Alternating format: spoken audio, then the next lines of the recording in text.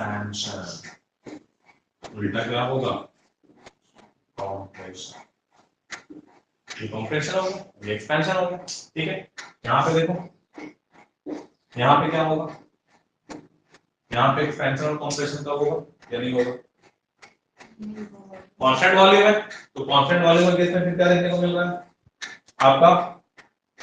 P2 बड़ा है P1 से, है ना, P2 बड़ा है P1 से,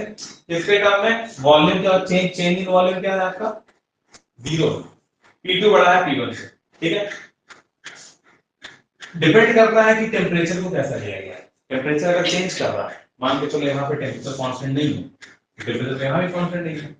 तो यहाँ पे बताओ T1 और T2 को कौन बड़ा होगा,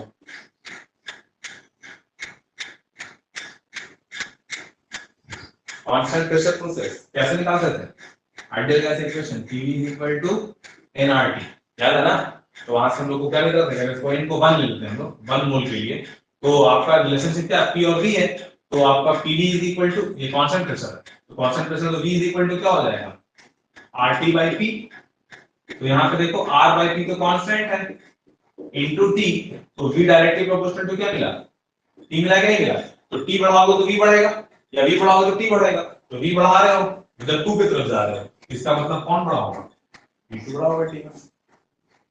समझ आ रहा है ना, तो ये सब चीज पता होना चाहिए बेसिकली। यहाँ भी देख लो, यहाँ पे देखो P2 बड़ा है P1 से, अगेन तुम देखोगे तो बोलोगे V कांस्टेंट, तो V कांस्टेंट का मतलब R by V times T, again देखो P के साथ T क्या है, डायरेक्टली प्रोपोर्शनल है, तो मतलब अगर P2 बड़ा है तो क्या होगा, T2 भी बड़ा, क्योंकि P2 बड़ा है, ये बताया थे, ठीक है। इधर आ जाओ, यहाँ पे टेम्परेचर कांस्टेंट, तो यहाँ पे इस केस में T कांस्टेंट है, तो P1 V1 is equal to क्या आएगा, P2 V2, ये तो सिचुएशन था, तो PV इज इक्वल टू क्या आएगा, कांस्टेंट आएगा, तो P is equal to constant by V आएगा, तो P inversely proportional to V। अब इस पूरे केस में अगर तुम देखोगे तो क्या देखने को मिल रहा है, अगर तुम वॉल्यूम बढ़ाओगे